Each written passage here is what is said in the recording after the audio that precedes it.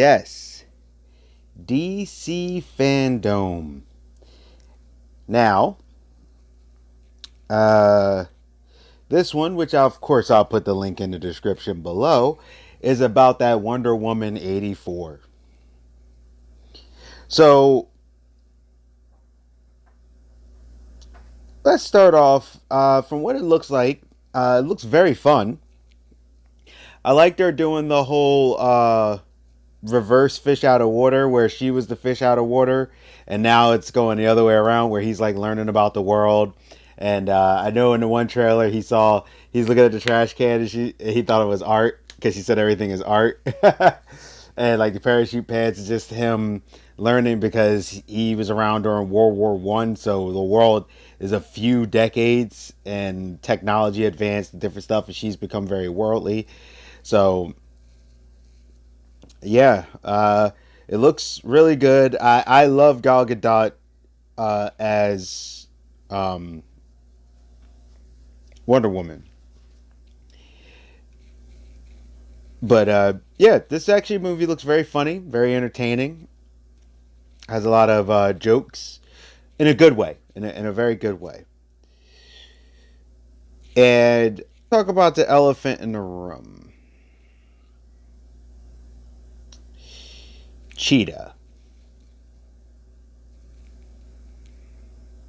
I think she looks dope. I see people like, oh, cats. Really? Just because there's a cat person, me cats. The CG and the 3 seconds you can see her looks better than the entire movie of Cats. Like, stop doing that. Everybody can, oh, she looks bad. No, she looks like Cheetah. And I think as the movie progresses, she's going to become that. To me, Wonder Woman's golden armor looks awesome, but does look a little weird because I know they made it real, so they had cut out certain things. It's not bad. The golden eagle, it's not bad. It just looks a little out of place, but it's not bad. I still liked it. But Cheetah looks fine.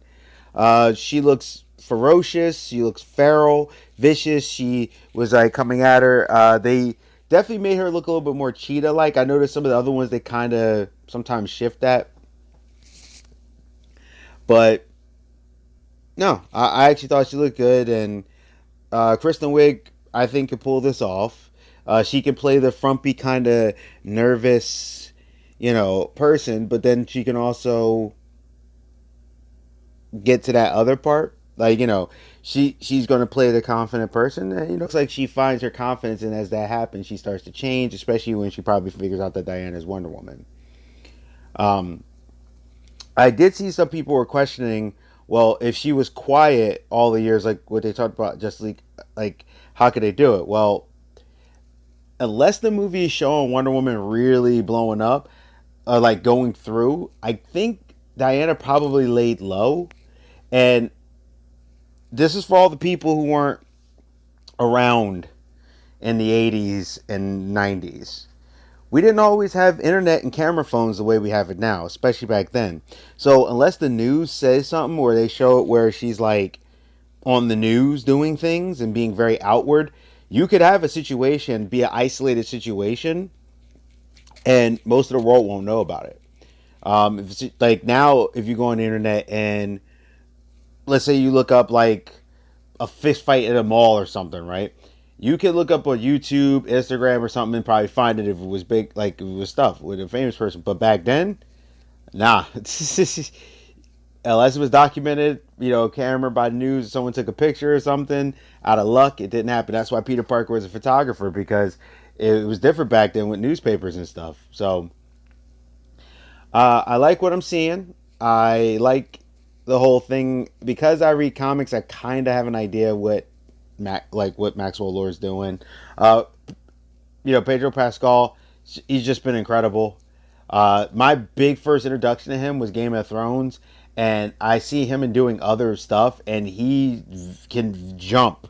He could sound like a car salesman. He could sound like a cowboy. He's pretty good, and I love him in Mandalorian. It's like he's a completely different person. Very, very good actor. Chris Pine, Gal Gadot. Now, I don't know, and I'm wondering if Steve Trevor is going to be around because I know in her story, In the comics, he's very, vital to her. But I don't know. Like, I don't know if this is going to be his final hurrah as Steve Trevor, or if he's going to be around, but maybe he has to do something else. Um, so yeah, and this is going to play up and be extremely interesting on what's going on, what the plan is about the wishes, what's happening, the whole thing. I think the cheetah fight's going to be kind of interesting too, because in the first movie, Wonder Woman fought Ares and Poison. But the thing is, Poison is really kind of more of and Ares is a god, so it just kind of works that way. But this is interesting because you're fighting Cheetah, who really kind of comes. She's different than a lot of Wonder Woman's other enemies. She's probably Wonder Woman's most popular enemy. I mean, my favorite enemy of Wonder Woman is Ares, but Cheetah is definitely like I think her number one. Cheetah's like her Joker, her Lex Luthor, her Green Goblin. You know, like yeah, like Captain America and Zemo, or Red Skull. You can interchange that out, or Iron Man and the Mandarin. Like Cheetah is that one I think everyone looks at. I would love to see Giganta in something, but we'll see. Maybe she'll be in the third one. Who knows? It looked great. Like it looked awesome. I know I seem very reserved, but I'm trying to think of what the things I've seen.